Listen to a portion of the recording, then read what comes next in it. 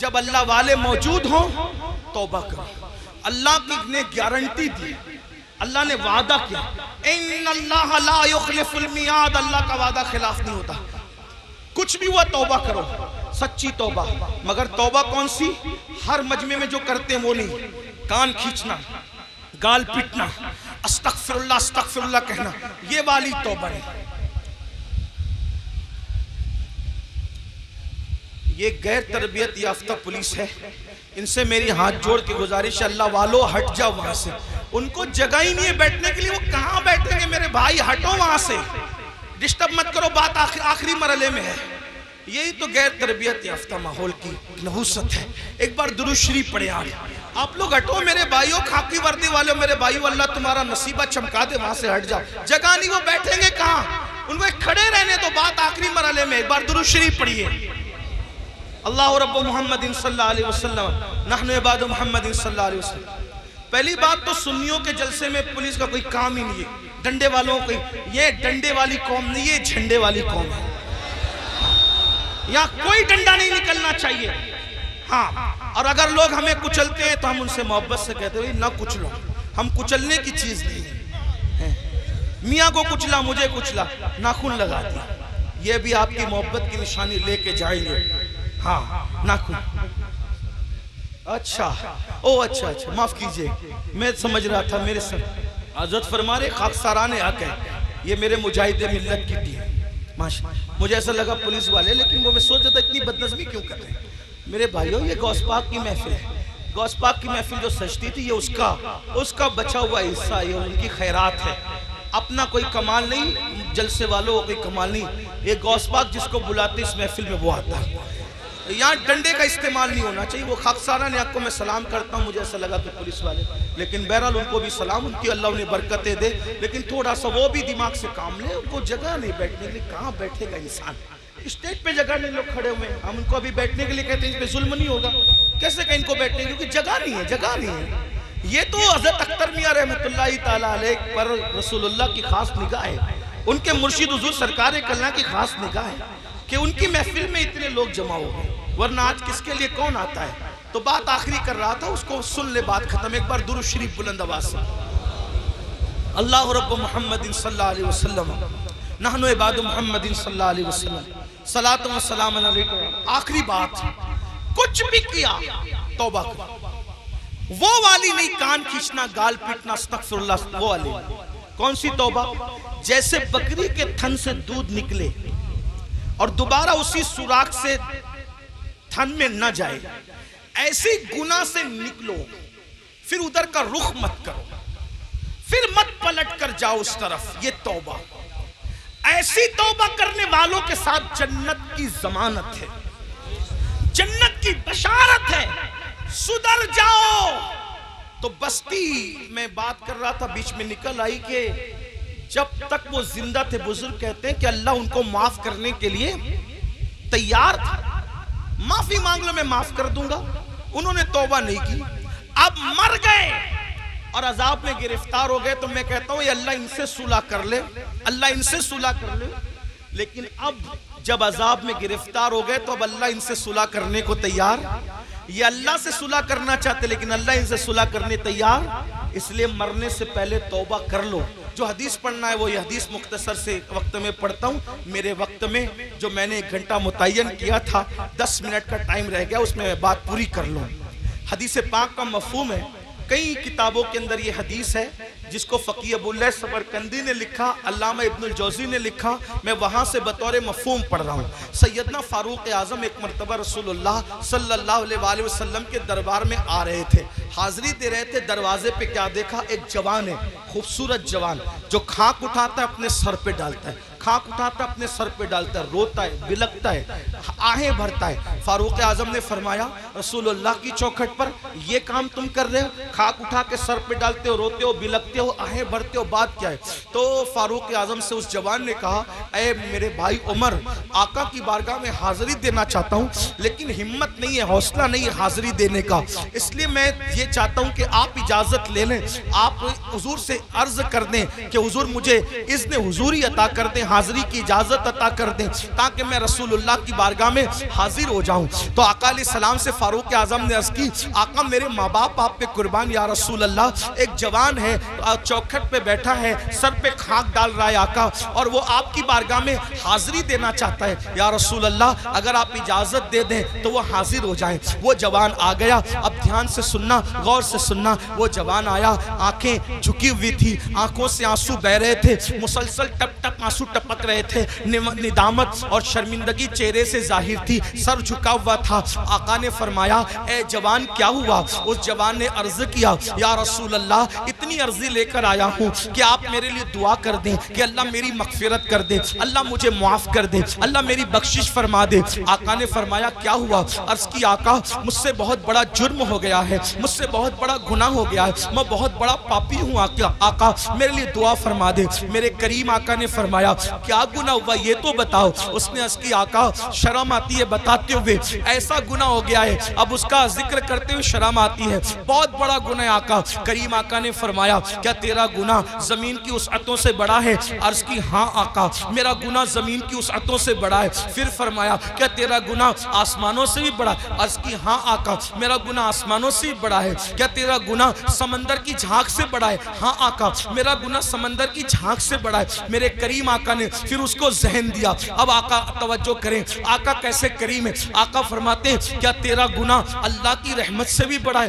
तेरा गुनाह अल्लाह की रहमत से बड़ा है। उसने सर झुकाया, खूब रोया और रोते हुए कहा नहीं आका मेरा गुनाह अल्लाह की रहमत से बड़ा कभी नहीं हो सकता, अल्लाह की रहमत बहुत बड़ी है। उस वक्त मेरे करीम आका ने फरमाया बता क्या हुआ? अब वो जवान कहता है, मैं फिर माजरत चाहते हुए हया के पर्दे में थोड़ा सा खुल करके ताकि सबको बात समझ में आए। उस जवान ने कहा आका बात इतनी है कि मेरे नफ्स ने मुझ पर गलबा किया और मैं जो है नफ्स का गुलाम बनकर मैंने ये करता था कि मैं जब भी कोई मर जाता, इंतकाल कर जाता, तो मैं लोगों के कफन चुराता था, मैं लोगों के कफन चोरी करता था। उस जमाने में कपड़ा हाथ से बुना जाता था, कपड़ों का की किल्लत थी तो लोग कफन भी चुराते थे। आज शायद ये गुनाह दुनिया में नहीं होगा कफन चोरी का, क्योंकि कपड़ा इतना सस्ता हो गया, इतनी वाफर मिकदार में हो गया कि लोग कोई कफन वफन नहीं चुराते होंगे। आज ये गुनाह दुनिया में शायद नहीं होगा इंशाअल्लाह। लेकिन बहरहाल उस जवान ने अर्ज की, मेरे आका मैं कफन चोरी करता था और फिर एक कब्र पर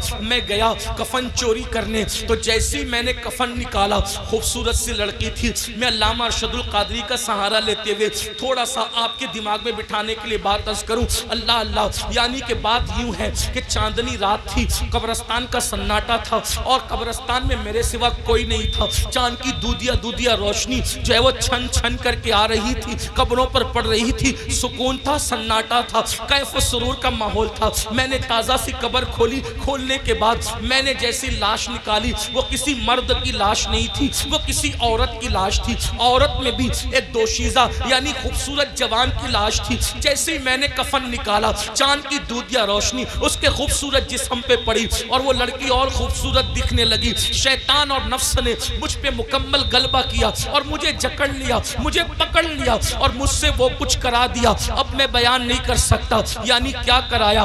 उसने मुर्दा लड़की के साथ कब्रिस्तान के अंदर ज़िना किया।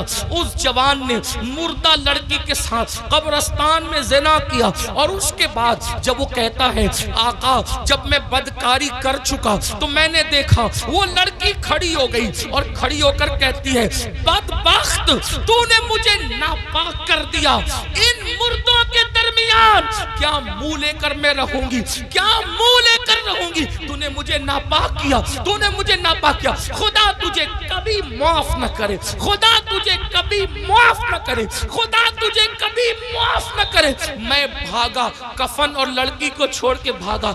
आका ओ दिन है और आज का दिन है, करार नहीं, सुकून नहीं, इत्मीनान नहीं। खाता हूँ, सदाए बाज गश्त कानों में टकराती हुई महसूस होती है। लेटता हूँ, सदाए बाज गश्त कानों में टकराती महसूस होती है।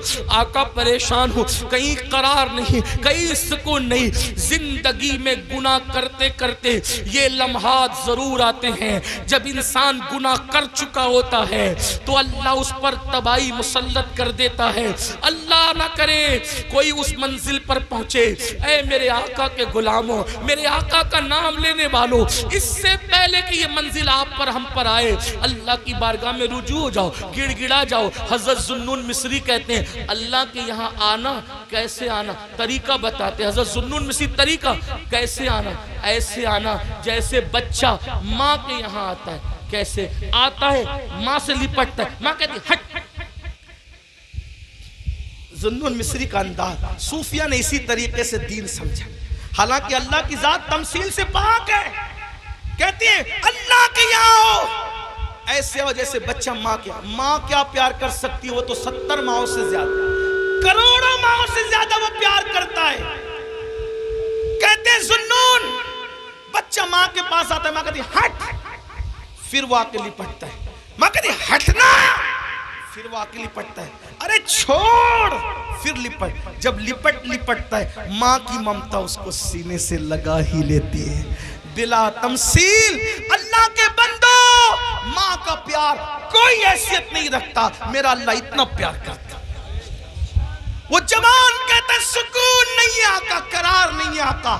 میرے کریم آقا کہتے ہیں کہ جو جتنا علم والا ہوگا وہ اتنا اللہ سے ڈرے گا، جو اللہ کا جتنا قریبی ہوگا اتنا اللہ سے ڈرے گا. جیسے اس نے کہا میں نے زنا کیا مردے کے ساتھ، ایسے حضور علیہ السلام نے کہا جلدی باہر نکل ہے جوان، جلدی نکل، مجھے ڈر لگتا ہے تیری وجہ سے آگ نہ برس.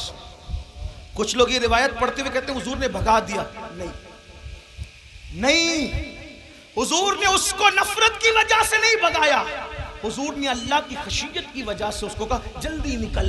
ورنہ وہاں تو شان یہ چور حاکم سے چھپا کرتے ہیں یا اس کے خلاف، تیرے دامن میں چھپے چور انوکھا تیرا. اس عطے دی ہے خدا نے دامن محبوب کو، جرم کھلتے جائیں گے اور وہ چھپاتے جائیں گے. آپ روتے جائیں گے، ہم کو ہنساتے جائیں گے. آقا نے کہا جلدی نکل جوان، آگ نہ برس پڑے، جلدی نکل. وہ جوان نکل گیا. اب اس کا رونا، آہیں بھرنا، گڑ گڑانا اور بڑھ گیا. آنکھ سر پہ خاک ڈال. 1 دن 2 دن 3 دن، کہتے 40 دن بیت گئے. ایک دن اس نے کہا اللہ اگر میرا گناہ واقعی اتنا بڑا ہے کہ تیرے یہاں معافی نہیں ہے، نہ اس کی نہیں ہے، تو مجھے ایسا عذاب دے، نہ مجھ سے پہلے کسی کو نہ میرے بعد کسی کو، دے ایسا عذاب. اور اگر تیرے یہاں معافی ہے اور میرا گناہ تیری رحمت سے بڑا نہیں ہے اور ہرگز نہیں ہے، تیری رحمت بڑی ہے، سبقت رحمتی علی غضبی، تو تیرے محبوب کو بتا دے کہ تو نے مجھے معاف کر دیا. بس اتنا کہنا تھا کہ بلبل سدرہ جبریل امین آئے اور آقا کو سلام پیش کیا. عرض کی آقا کیا حال ہے اس زانی کا؟ آقا نے کہا دیکھو جبریل کیا کیا اس نے. تو جبریل کہتے ہیں مبارک ہو آقا، آپ کے صدقے میں اللہ نے اس کو بخش دیا، اس کفن چور کو معاف کر دیا، اس نے توبہ کری، آپ کے صدقے میں بخش دیا. آقا نے کہا اس کی معافی ہو گئی. کہا حضور صرف اس کی معافی نہیں ہوئی بلکہ اللہ نے فرمایا محبوب کی امت سے پیار اتنا ہے کہ محبوب کو جا کے بتا دو اگر اس کفن چور سے بھی بڑھ کر کوئی گناہ کرے گا اور سچی توبہ کرے گا، اللہ کا وعدہ ہے اللہ اس کو بھی معاف کر دے گا. اے میری قوم کے جوانوں، اس مجمع میں ایسا کوئی کفن چور والا معاملہ نہیں ہے. جب اللہ اس کو معاف کر سکتا ہے ہمیں بھی کرے. یہ سادات علماء نائبین رسول آل رسول اور پھر صاحب مزار ہے، کیا سچی توبہ کر نہیں سکتے ہم لوگ؟ بولو نہیں کر سکتے؟ کر سکتے ہیں نا. پھر سچی توبہ کر کے جاؤ. آج کے بعد گانے، غزلیں، فلمیں، گندی پکچر اور خاص طور پر نامحرم عورتوں کو دیکھنا تکنا، اس سے بچیں گے. اور زنا سے تو بار بار بچنے کی دعا کریں گے. اللہ مجھے ہماری نسلوں کو گناہوں سے بچنے کی توفیق عطا فرمائے اور اللہ ہمیں جہنم سے بچائے. اے اللہ اس مجمع میں ہم جہنم کی آگ سے تیری پناہ مانگتے ہیں اور جنت کا سوال کرتے ہیں تیرے محبوب کے پڑوس میں. گفتگو کے درمیان کوئی غلطی ہو تو اللہ معاف کرے. استغفر اللہ. آئیے سب توبہ کر لیں. استغفر اللہ. توبہ کی نیت سے پڑھ رہے ہیں کہ نہیں؟ استغفر اللہ، استغفر اللہ، استغفر اللہ. ربی من کل ذنب واتوب الیہ لا الہ الا اللہ محمد الرسول اللہ.